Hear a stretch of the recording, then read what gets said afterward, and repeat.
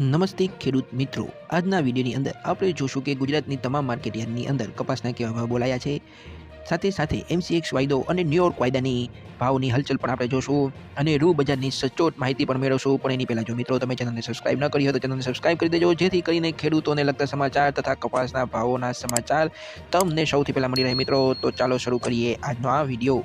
સૌપ્રથમ મિત્રો હું તમને જણાવી દઉં કે આ અઠવાડિયા દરમિયાન માર્ચ એન્ડિંગ હોવાથી સમગ્ર માર્કેટ યાર્ડ બંધ રહેશે અને હરરાજી બંધ રહેશે.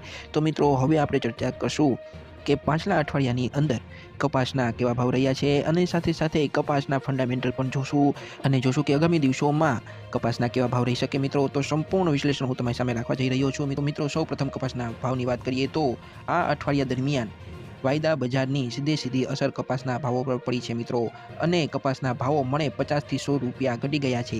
કેમ કે મિત્રો એમસીએક્સ કોટન વાયદો અને ન્યુયોર્ક કોટન વાયદો અત્યારે મંદીની ઝપેટમાં આવી ગયા છે અને દિન પ્રતિદિન આ બંને વાયદાઓની અંદર ઘટાડો જોવા મળી રહ્યો છે. મિત્રો હવે જો મિત્રો રૂ બજારની વાત કરીએ તો કપાસની જેમ જ આ અઠવાડિયામાં રૂ બજારના ભાવો પર પણ એમસીએક્સ કોટન વાયદો અને ન્યુયોર્ક કોટન વાયદાની મંદીની અસર પડી છે મિત્રો, અને ખાંડીએ રૂપિયા 1200 થી 1500 ઘટી ગયા છે મિત્રો, અને ભાવ રૂપિયા 60,000 થી રૂપિયા 61,000 પ્રતિ ખાંડીના બોલાઈ રહ્યા છે મિત્રો. સાથે સાથે જો મિત્રો હવે આપણે કપાસિયા અને ખોળની વાત કરીએ તો કપાસિયાના ભાવ 540 થી 575 રહ્યા છે, અને ખોળની વાત કરીએ તો ખોળના ભાવ 1250 થી 1450 રહ્યા છે મિત્રો. હવે જો મિત્રો એમસીએક્સ કોટન વાયદાની વાત કરીએ તો એમસીએક્સ કોટન વાયદો 60,000 ઉપર બંધ રહ્યો હતો અને તેનો પ્રીવિયસ ક્લોઝ હતો 59,920, એટલે કે તેમાં 80 રૂપિયાનો સુધારો જોવા મળ્યો હતો મિત્રો. સાથે સાથે જો ન્યુયોર્ક કોટન વાયદાની વાત કરીએ મિત્રો તો ન્યુયોર્ક કોટન વાયદો 91.53 સેન્ટે બંધ રહ્યો છે અને તેનો પ્રીવિયસ ક્લોઝ હતો 91.21, એટલે કે તેમાં 0.68નો મામૂલી ઘટાડો જોવા મળ્યો છે મિત્રો. હવે જો મિત્રો આગામી દિવસોમાં કપાસના શું ભાવ રહી શકે તેની વાત કરીએ તો મેં તમને જણાવ્યું તેમ માર્ચ એન્ડિંગની રજા ચાલી રહી હોય, જેથી કપાસની હરાજી ઉપર તેની અસર જરૂર પડશે અને હાલ કપાસના ભાવોમાં નરમી દેખાઈ રહી છે મિત્રો. પરંતુ મિત્રો હાલ એમસીએક્સ કોટન વાયદો અને ન્યુયોર્ક કોટન વાયદો ટૂંકા ગાળાની મંદીમાંથી પસાર થઈ રહ્યા છે, પણ યુએસમાંથી આવેલા કપાસની વાવેતરના આંકડા એવું દર્શાવે છે કે ત્યાં કપાસનું ઉત્પાદન અને વાવેતર ઓછું થયું છે.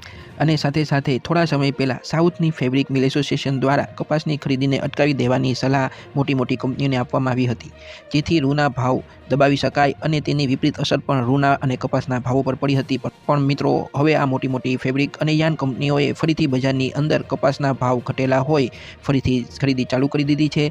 તે સ્થાનિક બજારની અંદર કપાસના ભાવોને સપોર્ટ જરૂર કરશે અને આગામી દિવસોમાં કપાસના ભાવ જરૂર વધશે તેવી આશા છે મિત્રો.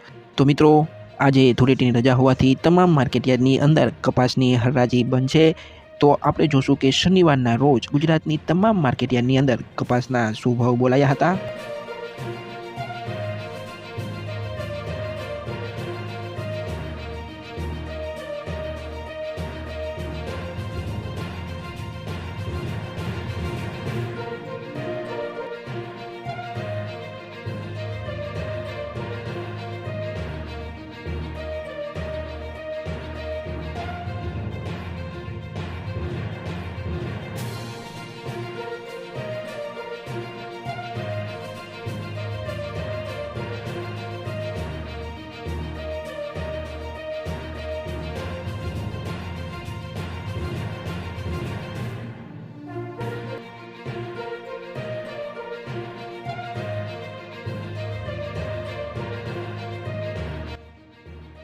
તો મિત્રો ચેનલને સબસ્ક્રાઇબ કરવાનું ભૂલતા નહીં. આપણે મળશું આવતા વિડીયોમાં. ત્યાં સુધી જય જવાન જય કિસાન.